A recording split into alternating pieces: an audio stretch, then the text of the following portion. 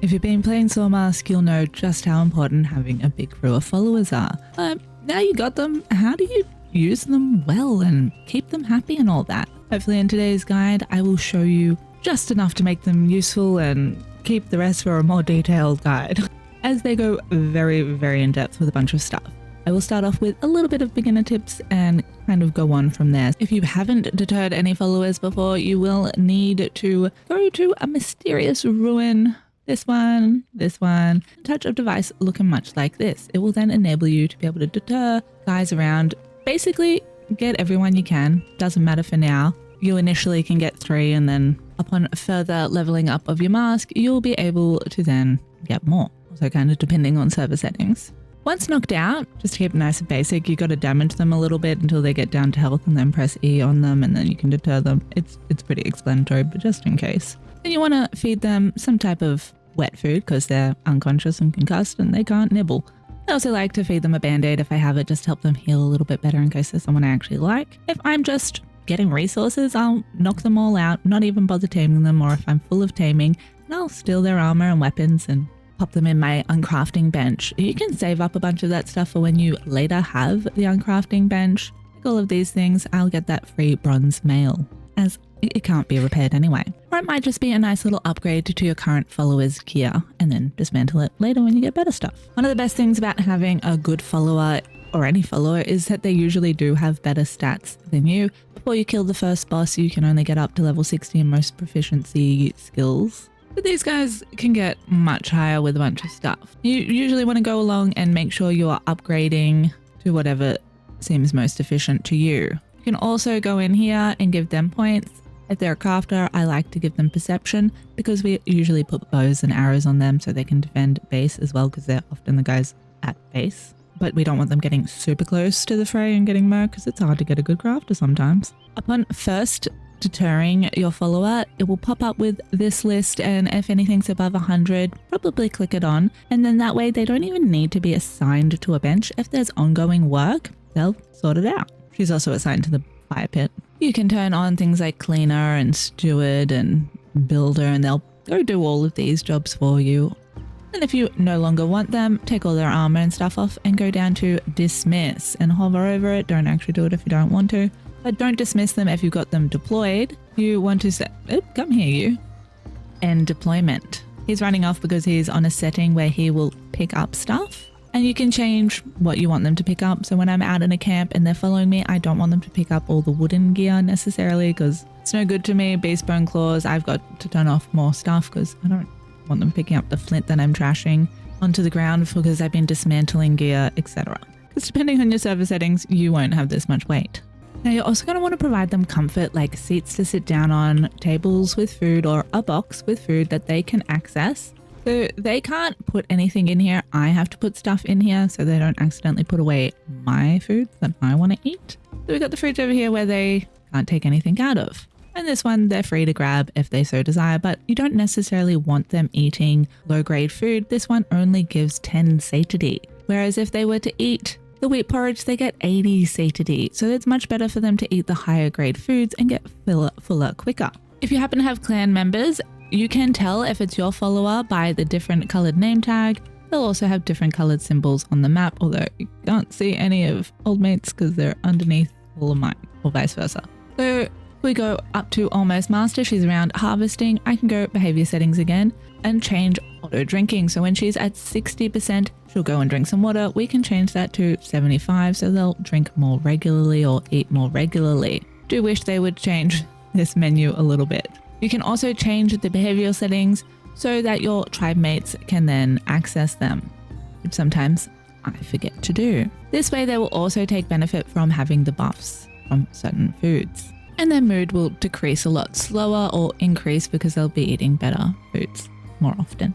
You can then set the weapon gear for the tribesmen from the weapon rack, etc. I've got no bound tribesmen to weapon racks, still setting that up. I'll go more in depth on that on a different video, with how to set up patrol routes and arm your men.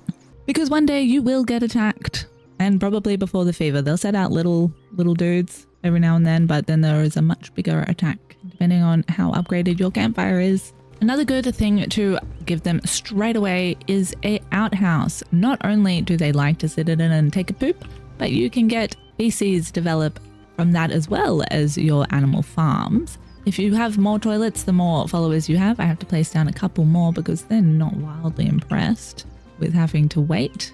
They'll all go take a poop and be more satisfied. You can also put down something like the bathtub, give it a little roof so you can get the benefits of being comforted. For some reason my comfort buff's not coming up right now, but it will heal their morale and their HP. And they'll periodically go sit in that. If you want them to sit in a particular chair, you can also tell them to sit in the chair. Say you want to take control of Wario, but you can't find him. It's a nice, easy way to tell him to take a break. You can then tell him to leave the chair and he'll go off about on his duties. If you do want to control him, press control, you'll swap masks and then have all of the benefits, wrong button, that he had. You can get much higher hammer, for instance.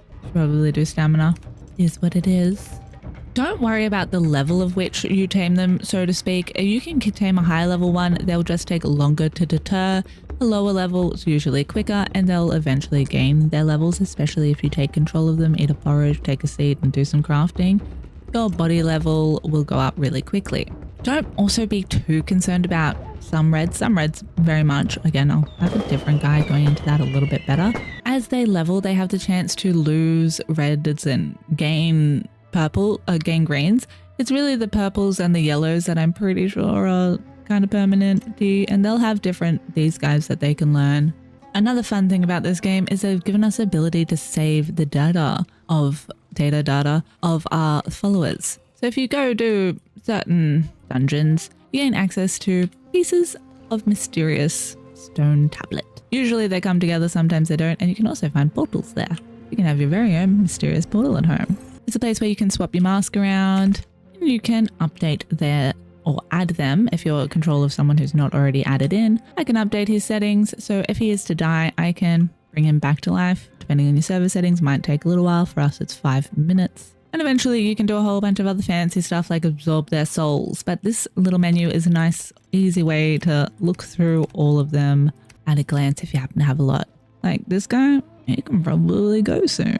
A deterring tribesman can use a lot of mask energy depending on your mask. You might want to make some energy gathering crystals and then you can sip on that in your pocket to refill rather than eating stones with not enough energy over and over again. Say if you're out deterring everyone at a big barrack, stealing their armor and seeing who's good and who's not, it can really burn through your mask energy. Now onto some more of the fun and confusing stuff, like getting them to craft. You can appoint a caretaker to a bench or simply have the bench chilling and assign the work positions. You can look through and see who's maybe your best cook or who needs some leveling, who's maybe doing a lot of work, like Tim Toolman, he already doing a lot of work. Alchemist, she already doing a lot of alchemy work. But I could put her on this and then she'd level up that cooking quite quickly. We'll change her over and there's a couple of ways that you can set up the crafting menu.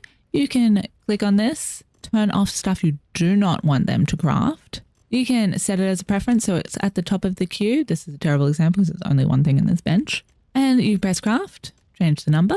You go confirm here. You can also change the number here like this. If you cancel, you have to at least craft one if you've already started. If you press R, the tribesmen will come over and start doing it if they're available. But you can also add to planned queue, which is how I have this here. If the resources, they will craft it one every half hour or maintain stock, which is the one that I do prefer because then you don't end up with just nonsense amounts of things, except for the raw resources. They will periodically go and take breaks from doing all of their duties. You can change around the order of which you want them to make stuff. A couple of ways you can get to the work menu. Go here at your actual dude, press I. You can also find them like this. Go to work, see what they're doing. If they're storing items in boxes, which I highly advise setting up a couple of different dudes and not having them do every single box or station, but have them go around and do a couple of alternative ones each. If I wanted to prioritize doing this item sorting over the harvesting, I can change that around. I can also turn off stuff I might not want her to harvest. She's at the work collection station, but you can also do them having a wild collection around the bonfire, which is more likely what's going to be your first option. You can't then fine tune what you want them to harvest apart from the general. So having the work collection station's fun. You always want to save the changes, or not if you don't want to save the changes. You can also duplicate the task and then edit it from there. So say I want her to only do something that she wasn't already doing. I can change that and then she'll do that also. Save it or don't save it. I can then delete. Bye, gone. Now, if Alchemist is busy and can't go do the cooking, this person, if they have good cooking, I could turn that on and then they would go and manage those workstations. I can't change around the order of which they'll manage those workstations in this menu, but if you go to quests, you can add operate workbench. Select the workbench. Even if it has an operator, you can still select it from this menu, which can make things a little bit confusing. If you are going to have a lot of tribes mates, maybe decide which way you're going to set them, from the bench or from here, because you have to stop from here. I couldn't get them to stop farming clay. At one point, I just had boxes full of clay and I couldn't figure out who the fuck was farming the clay. And someone was set up to harvest wild resources through this rather than the harvesting bench, for instance. So if I was put them on the oil press and then cooking oil, I can craft the amount that they're going to go do. They will go and do that on that bench when it is available, etc. You can also set up big supply chains with moving items from locations and taking them to other locations with certain armors set up. So like if I want them to take the tools they've repaired out of the repair bench, I'd write in repair, find that guy, go tools, and put them in and that way she'll take all the repair tools out of there and pop them in there. You can also set someone to put the tools that need repairing in. Now, if they're prescribed it to a couple of different benches and you want them to prioritize something in this menu, you can actually right click and change around their priorities. So he'll always do the grinder before doing the craftsman's bench. You can also suss out what they've been up to. If you really want to get specific with the boxes, you can name boxes by holding E down on them, renaming them. Other than what it looks like would be up here, this is in fact the log of who's been touched and what. And once you have a boat that's big enough, not just the little scoots, you can set a crew. So all the guys you want to take out on your boating journeys will jump aboard when you press E and then X. War is under control and he can't fucking come, but everybody else will jump aboard. And to disband them, press X again, they'll go about their daily duties. Same with if you have someone under deployment and you're at camp, I generally press F3 and they will also go and go poo and rest and do various stuff because we're at camp. Well, as long as you're actually at your camp. Sometimes they'll bug out and you have to go F2, F3 again. And depending on your server settings, you may be able to call them from farther away than not. You can also get them to heal you if you are downed in a battle. They'll come over and be like, oh, save me. I also generally like to have them on passive when they're following me and then switch up to help protect me so they don't just run off on a mission. If I was to die on Wario, I could reanimate him at my mysterious stone tablet, but I could then spawn in as this guy straight away. So I could then take control of him rather than having to spawn back on my bed. So it's always good to have, depending on your server settings, at least one guy. At the moment we've got 8. We never take 8. 8 is so many people, especially with 2 tribesmen. But when I'm by myself and I'm just trying to take out a camp, I might take 3 or 4 dudes with me, set some of them aside somewhere, and then call the rest, somewhere being my boat. Now, a huge thing, if you don't have any Dedi storage set up yet with the armor or whatnot, and you don't want them to just randomly pop it away in some box, you can click do not auto store the items crafted, and that way you'll be able to find them in the bench. But keep in mind, if I'm creating this staff or the iron mail and he doesn't deposit it, I can't use the iron wire from in this bench. It has to be in a box to be drawn. Same if the shit's in my character's inventory, it's not going to pull forth from that. But if I craft stuff on or controlling my character, it will pull stuff out of my perso box. They won't pull stuff out of my perso box, but if I want to, it will. So all of the premium jerky is actually in the perso boxes, but I could turn that into smoked ham because it will pull it forward and they won't use it because it will be put in here so they can't touch it. I actually have now dedicated storage boxes that they can't touch, so that goes into, because if you have the dedicated storage box, you can change what you want to go in there. It's very handy if you didn't know. So like this weapon box, only this crap goes in there. And then this weapon box is where our other weapons come from. Most of these iron weapons also came from us just doing a camp last night. Mind you, it was a big camp. They were level 30, level 40. If we weren't in good bronze gear, probably couldn't have done it. Maybe could have. Very slow. I just popped it in my repair bench and repaired it for much cheaper than I would have been able to craft it. Anything that was shitty, I dismantled and got 3 bits. Now I can go around and gear up my followers again. Although we do have the weapon gear rack and all of that. Again, I'll have a different video for setting up your patrol routes and gearing them and all that, because otherwise this video is going to be so freaking long. I've already rambled enough. Now keep in mind, you do want somewhere for them to sit down on the boat, preferably chairs, but mats also. Otherwise, it's like Ark. If you ever played Ark, you couldn't jump on the boat, otherwise they'd just leave you behind. Pages, not sure if that's still a thing, but that happens here. Sometimes you wake up off the bed and you're like, well, bye, in the ocean somewhere. And you might lose, if you are deterring people and putting them in this bed, don't drive home first. Try to deter them here. Because I drove home and I lost my guys. They passed out in a river somewhere, I don't know. Because you've watched this long, I'm going to give you a little bit of a bonus tip that I'll be having in another video anyway. But this won't be out first. If you're looking to craft the Falcon class airship and crew that up, and you need the delicate lever and you don't want to kill Anubis just for the delicate junks and delicate hides. Wasn't a fucking easy mission, I tell you what. We killed a bunch of animals and we finally discovered the elite wild lion actually drops delicate hide. He killed one of our best dudes, which we reanimated. There was only 4 of us. It was a bit skids. We were only in medium bronze gear at the time, but we had iron weapons. So be prepared. It was kind of a fight. Maybe have a campfire nearby. Or take your real dude if you don't have the ability to save and upload you guys yet, which you definitely should before fighting the elite lion. Like doing this dungeon, so much easier. And then you can unlock the portals along the way and then simply portal over here. There's also many camel babies in the area.